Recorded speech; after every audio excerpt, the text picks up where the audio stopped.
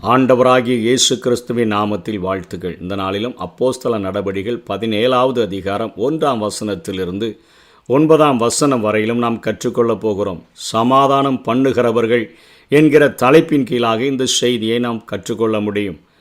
பிலிப்பி பட்டணத்திலிருந்து ரோம அதிகாரிகளினால் தயவாய் பேசி அனுப்பப்பட்டு அங்கே 150 கிலோமீட்டர் மேற்கே இருந்த ஒரு முக்கிய பட்டணமாகிய தெசலோனிக்கே பட்டணத்திற்கு இப்பொழுது இவர்கள் பிரயாணப்பட்டு வந்திருக்கிறார்கள். அம்பிபோலி பட்டணம், அம்போலோனியா பட்டணம் இவைகளையெல்லாம் கடந்து இப்பொழுது தெசலோனிக்கே பட்டணத்திற்கு வந்திருக்கிறார்கள். பவுலினுடைய 2வது மிஷனரி பயணத்திலே இப்பொழுது இங்கே வந்திருக்கிற இந்த நேரத்தில் இங்கே ஒரு ஜெப ஆலயம் இருக்கிறது. பிலிப்பு பட்டணத்தில் ஜெப ஆலயம் இல்லாதபடினால ஒரு பொதுவான இடத்துல போய் ஒரு ஆற்றங்கரையில் போய் ஜெபிப்பதற்காக கடந்து சென்றார்கள். ஜெப ஆலயம் இருந்தபடினால பவுல் தன் வழக்கத்தின்படியே அவர்களிடத்தில் போய் வெளியேருந்து வந்தாங்கன்னா அவர்களுக்கு பிரசங்கிப்பதற்கு அவர்கள் வாய்ப்புகள் கொடுக்குவது உண்டு. 3 வாரங்கள் இவர்களுக்கு வாய்ப்பு கொடுக்கப்படுகிறது. 3 ஓய்வு நாட்களில் அவர்கள் பிரசங்கம் பண்ணுகிறார்கள். கிறிஸ்துவனுடைய பாடுகளை குறித்து, அவர் மரித்தார், எழுந்திருந்தார் என்கிற காரியத்தை குறித்து, இந்த இயேசு கிறிஸ்துவை தான் நாங்கள் உங்களுக்கு காண்பிக்கிறோம் என்று சொல்லி அங்கே பவுல் இயேசு கிறிஸ்துவை குறித்து பிரசங்கிக்கிறார். அவர்களில் சிலரும் பக்தி உள்ள கிரேக்கரில் திரளான ஜனங்களும் கணம் பொருந்திய ஸ்திரீகளும் அநேகரும் விசுவாசித்து அவங்க பவுலையும் சீலாவையும் சேர்ந்து கொண்டார்கள் என்று பார்க்கிறோம். விசுவாசியாத யூதர்கள் வைராக்கியம் கொண்டு வீணராகிய சில பொல்லாதவர்களை சேர்த்து கொண்டு கூட்டம் கூடி பட்டணத்தில் அமளி உண்டாக்கி யாசோனுடைய வீட்டை வளைந்து கொண்டு அவர்களை பட்டணத்தாருக்கு முன்பாக இழுத்து கொண்டு வர வகை தேடினார்கள். அவர்களை காணாமல் யாசோனையும் சில சகோதரரையும் பட்டணத்து அதிகாரிகளிடத்தில் இழுத்து கொண்டு வந்து உலகத்தை கலக்குகிறவர்கள் இங்கேயும் வந்திருக்கிறார்கள். அதாவது தெசலோனிக்கே பட்டணத்தில் பவுல் சீலாவுக்கு உண்டான பெயருக்கு என்ன அர்த்தம்? உலகத்தை கலக்குகிறவர்கள் இங்கேயும் வந்திருக்கிறார்கள் என்று சொல்லி இன்றைக்கு சுவிசேஷத்தை அறிவிக்கிறவர்களுக்கு உலகம் கொடுக்கிற ஒரு பெயர் இதுதான். ஆண்டவர் சொல்லிவிட்டு கடைசி கட்டளையாக சொல்லிவிட்டு உலகத்தின் முடிவு பரியந்தமும் சகல நாட்களிலும் நான் உங்களோடு கூட இருக்க வேண்டும் என்று சொன்னால், வானத்திலும் பூமியிலும் சகல அதிகாரத்தையும் பெற்றிருக்கிற நான் மரித்தேன், சதா காலங்களிலும் உயிரோடு கூட இருக்கிறேன் என்று சொன்ன ஆண்டவர் நமக்கு கொடுத்த கட்டளை, உலகமெங்கும் போய் சகல ஜாதிகளையும் சீஷராக்கி பிதா குமாரன் பரிசுத்த ஆவி நாமத்தினால ஞானஸ்நானம் கொடுத்து நான் உங்களுக்கு கட்டளையிட்ட யாவையும் அவர்கள் கை கொள்ளும்படிக்கு அவர்களுக்கு உபதேசம் பண்ணுங்கள். இதோ உலகத்தின் முடிவு பரியந்தமும் சகல நாட்களிலும் நான் உங்களோடே கூட இருக்கிறேன் என்று கட்டளை கொடுத்திருந்தாரே. ஆகவே தான் ஆண்டவருடைய பிள்ளைகள் அவரை பற்றி அறிவிப்பதற்காக கடந்து செல்லுகிறார்கள். எந்த ஒரு ஆதாயத்தையும் தேடி அல்ல. என்ன, பாவத்தினுடைய அந்த கொடுமையானது, பாவத்தினுடைய சம்பளமானது மரணம், ஆக்கினை தீர்ப்பு உண்டு, ஆத்துமாவிற்கு அழிவு கிடையாது. ஒரு மனிதன் அவன் மரித்த பின்பு ஒன்று நித்திய ஜீவனை அடைய வேண்டும் அல்லது நித்திய ஆக்கினை நரகத்தண்டனையை அடைய வேண்டும் என்பதை ஆண்டவர் தன்னுடைய மனதிலே கொண்டவராக தன்னுடைய பிள்ளைகளை ஏவி அந்த காரியத்தை செய்ய வைக்கிறார். பாவம் என்கிற கொடுமையான ஒரு காரியத்திற்கு அது குழந்தைகள் என்று பார்ப்பதில்லை, அது பெரியவர்கள் என்று பார்ப்பதில்லை, இவர் இந்த உயர்குலத்தை சேர்ந்தவர் என்று பார்ப்பதில்லை, தாழ்ந்த குலத்தை சேர்ந்தவர் என்று பார்ப்பதில்லை, பணக்காரன் என்று பார்ப்பதில்லை, ஏழை என்று பார்ப்பதில்லை, இந்த மதத்தை சார்ந்தவர் அந்த மதத்தை சார்ந்தவர் என்று பார்ப்பதில்லை. தீ எப்படி எல்லாரையும் சுடுகிறதோ அதே போல பாவம் எல்லாரையும் தாக்கக்கூடியதாக, அந்த பாவத்தின் சம்பளம் மரணமாக, இந்த பாவத்தை செய்கிற மனிதன் அண்ட சராசரங்களையும் ஆளுகிற வானத்தையும் பூமியையும் உண்டாக்கின தேவனுக்கு முன்பாக ஒரு பகையை உண்டாக்குகிறது என்பதை நாம் முதலிலே புரிந்து கொள்ள வேண்டும். இன்றைக்கு உலகம் ஆண்டவரை அறிவிக்கிற, இயேசுவை அறிவிக்கிற பிள்ளைகளுக்கு கொடுக்கிற பெயர் உலகத்தை கலக்குகிறவர்கள். நமக்கு இருதயத்திற்கு ஏற்ற கொள்கைகளை பிடித்து கொண்டு, மார்க்கத்தை மதத்தை பிடித்து கொண்டு அதை தழுவி கொண்டிருக்கிறோம். இவர்கள் மத பிரச்சாரம் செய்கிறார்கள் என்கிற கேள்வி இன்றைக்கு அநேகருக்கு உண்டு. இவர்கள் காரியத்தை பார்த்து கொண்டே இருக்க வேண்டியதுதானே.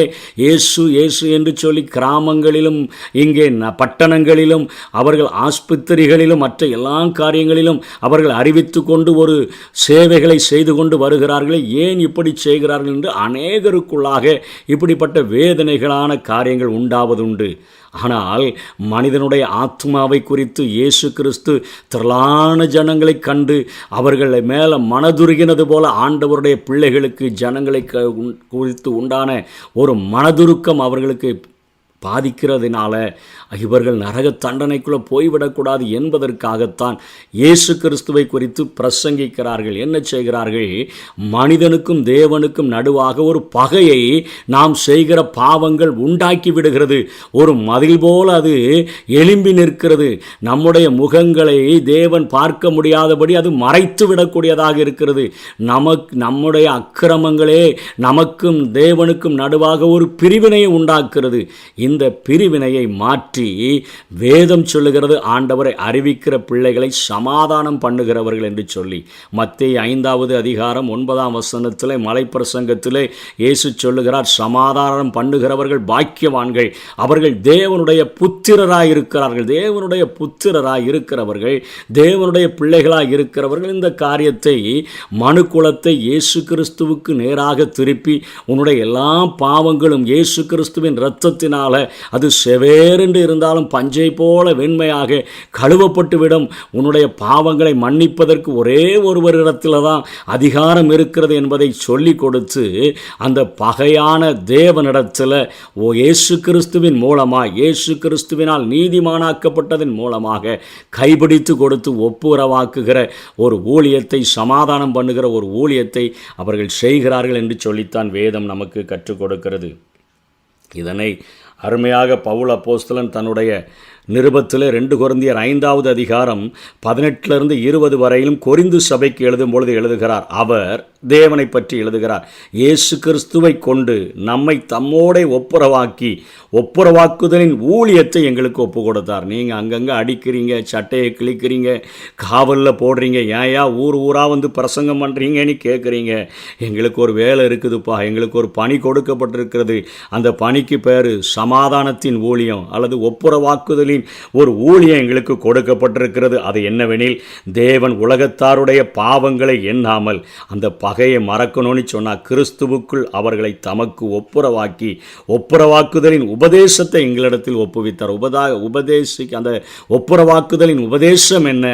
இயேசு கிறிஸ்துவின் இரத்தம் சகல பாவங்களையும் கழுவி நம்மை சுத்திகரிக்கிறது. அந்த இயேசுவின் மூலமாக தேவனுக்கும் மனுஷனுக்கும் உள்ள பகை நீங்குகிறது. மனிதன் தேவனோடு கூட ஒப்புரவாக முடியும். அவர் அவனை பிள்ளையாக பார்க்க முடியும், இவன் அவரை தகப்பனாக பார்க்க முடியும். இதுதான் ஒப்புரவாக்குதலின் உபதேசம். இதை சொல்லும்படியாகத்தான் நாங்கள் வந்திருக்கிறோம். மனிதர்களுடைய ஆத்துமாவிற்கு அழிவில்லை, ஒன்று நித்திய ராஜ்யத்திற்கு கடந்து செல்ல வேண்டும். ஒரு தரம் மரிப்பதும் பின்பு நியாய தீர்ப்பு அடைவதும் மனுஷனுக்கென்று நியமிக்கப்பட்டிருக்கிறபடியினால்தான் நாங்கள் ஒப்புரவாக்குதலின் ஊழியத்தை பெற்றவர்களாக ஒப்புரவாக்குதலின் உபதேசத்தை நாங்கள் செய்கிறோம் என்று சொல்லுகிறார்கள். ஆனால் திருடுகிறவனை விட்டுகிறாங்க, கொள்ளையடிக்கிறவனை விட்டு விடுகிறார்கள். விபச்சாரம் செய்கிறவன், கள்ளக்கடத்தல் பண்ணுகிறவன், பெண்களை வைத்து வியாபாரம் பண்ணுகிற எல்லாரும் விடப்பட்டு விடுகிறார்கள், பணத்தை காட்டி தப்பித்து விடுகிறார்கள். ஆனால் ஆண்டவராகிய இயேசு கிறிஸ்துவை அறிவிக்கிறவர்களுடைய நிலைமையை அங்கே யாசோன் என்பவர் தங்க வச்சபடினால அவனையும் அவன் வீட்டில் தங்கியிருந்த சகோதரரை இழுத்துட்டு வந்துட்டு அவர்களை எங்களிடத்தில் ஒப்பு கொடுங்கிறாங்க. அவங்கள சீக்கிரம் அனுப்பிடலன்னு சொன்னால் நாங்கள் உங்களை ஆக்ஷன் எடுக்க வேண்டியதற்குன்னு சொல்லி அவர்களிடத்தில் ஜாமீன் வாங்கி விடுகிறதை பார்க்கிறோம். என்ன சொல்கிறாங்க? இவர்கள் எல்லாரும் இயேசு என்னும் வேறொருவனை ராஜா என்று சொல்லி ராயனுடைய கட்டளைகளுக்கு விரோதமாய் செய்கிறார்கள் என்று கூக்குரலிட்டு இவைகளை கேட்டுக்கொண்டிருந்த ஜனங்களையும் பட்டணத்து அதிகாரிகளையும் கலங்க பண்ணுகிறார்கள். இன்றைக்கு உலகம் அதுதான் செய்கிறது. இயேசு கிறிஸ்து பாவத்திலிருந்து மனிதனை மீட்டெடுக்கும்படியாக, தேவனோடு கூட சமாதானம் பண்ணும்படியாக வந்தார். அந்த ஊழியத்தை தான் அவருடைய பிள்ளைகள் செய்கிறார்கள். அவர்களை பார்த்து உலகம் சொல்கிறது உலகத்தை கலக்குகிறவர்கள் என்று சொல்லி. வேதம் சொல்லுகிறது இவர்கள் சமாதானம் பண்ணுகிறவர்கள், கலக்குகிறவர்கள் அல்ல என்று சொல்லுகிறது. பின்பு அவர்கள் யாசோனிடத்திலும் மற்றவர்களிடத்திலும் ஜாமீன் வாங்கி கொண்டு அவர்களை விட்டுவிட்டார்கள். உடனே சகோதரர் ராத்திரி காலத்திலே பவுலையும் சீலாவையும் பெராயா பட்டணத்துக்கு அனுப்பிவிட்டார்கள். அவர்கள் அங்கே சேர்ந்து யூதருடைய ஜெப ஆலயத்திற்கு போனார்கள். சமாதானம் பண்ணுகிறவர்களாக இந்த உலகத்தில் வாழ்ந்தோம் என்று சொன்னால் உலகத்தின் முடிவு பரியந்தமும் சகல நாட்களிலும் மரித்தேன், இதோ சதா காலங்களிலும் உயிரோடு கூட இருக்கிறேன் என்று சொன்னவர் நம்மோடு கூட இருக்க முடியும். சமாதானம் பண்ணுகிற ஊழியத்தையும் சமாதானம் பண்ணுகிற உபதேசத்தையும் கைகளிலே எடுத்து ஆண்டவருக்கென்று பிரகாசிப்போம். கர்த்தர் தாமே நம்மை ஆசீர்வதிப்பாராக. ஆமென்.